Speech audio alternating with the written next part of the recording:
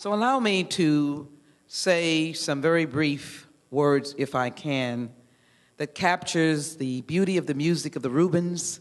And I'm so glad I now know Allegro is happy, and it is not a seasoning salt.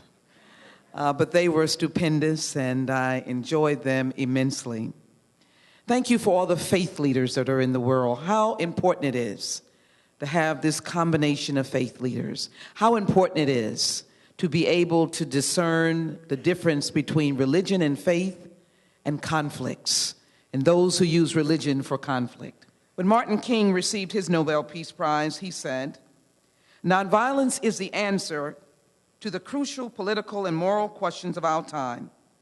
The need for man to overcome oppression and violence without resorting to oppression and violence. Man must evolve for all human conflict, a method which rejects revenge, aggression, and resolution and retaliation. The foundation of such a method is love." Martin King at the time of the receiving of his Nobel Peace Prize. That certainly could have been possibly a solution to the thoughts of the young man who picked up a gun and took a life, not valuing it, not seeing the ability to resolve conflict through compassion and love, to find an alternative. And then this past couple of months, I was able to find my way to India and to spend some time understanding and learning more about Gandhi on behalf of the United States of America.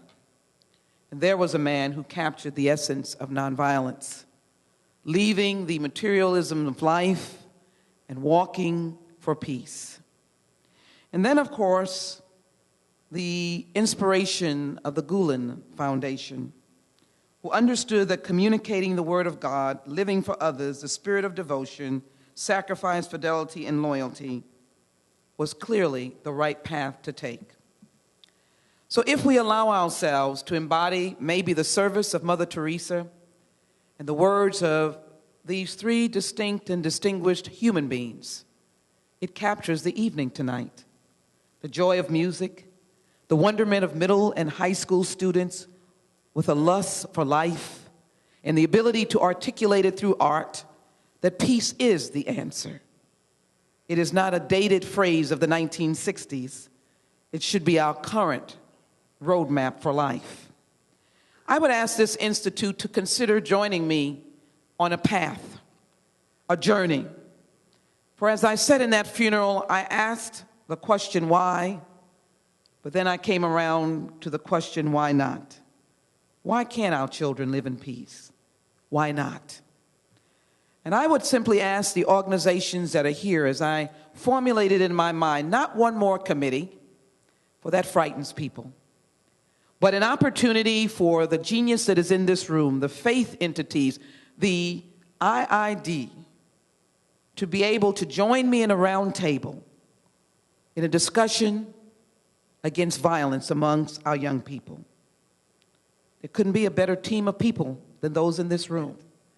And I would welcome the opportunity to be able to begin this journey to make a difference in the lives of young people. Let me also thank the president of the IID for his leadership, the vice president, Dr. John Dogan. Of course, my friend Mamet Ukmush, thank him as well. And certainly the president of the Gulen Institute, I believe, is here, Mr. Ali Khandir. He was here. Thank you. It's a pleasure to be with you, and a pleasure to have you in Washington with us as well. And then, of course, who can miss Kamal Uzuz, who I always want to say thank you and make sure I get the zoos right at the end. But again, my friends, I come to you in peace as you have celebrated this evening, and be reminded Gandhi walked in peace. Martin King called us to be peaceful. The Gulen visionary gave us the roadmap for dialogue with the different faiths that are so much a part of our life. God bless all of you for this wonderful evening, and God bless America.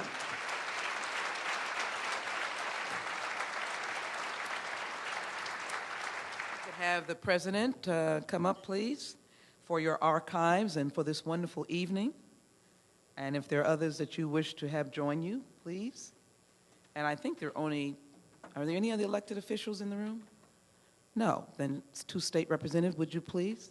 Representative Alma Allen, Representative Olivia, would you come? Institute of Interfaith Dialogue, I will not read it all, but I will say on the occasion of the New Frontiers in Dialogue, From Tolerance to Friendship, and with a special emphasis on the uniqueness of the children that came, for they are not our tomorrows, they are our todays. This acknowledges in whereases the fact that the Interfaith Dialogue brings communities together, that it unites communities so that the spirituality of all individuals can be heard. It promotes the study of world religion and spiritual faith. It organizes academic and grassroots activities. And, of course, we're delighted it's headquartered in Houston, as was evidenced by the history that you portrayed for us. I want to say on behalf of the constituents of the 18th Congressional District, I take great pride in recognizing the Institute of Interfaith Dialogue on the occasion of their annual Dialogue and Friendship Dinner with the theme From Tolerance to Friendship. Your commitment to engaging the community of Houston to reduce prejudices and unjustified fears is truly deserving of the respect, admiration, and commendation of the United States Congress. On behalf of all of us, Sheila Jackson Lee, Member of Congress, November 24th, 2009, in the midst of our Thanksgiving season. Thank you very, very much.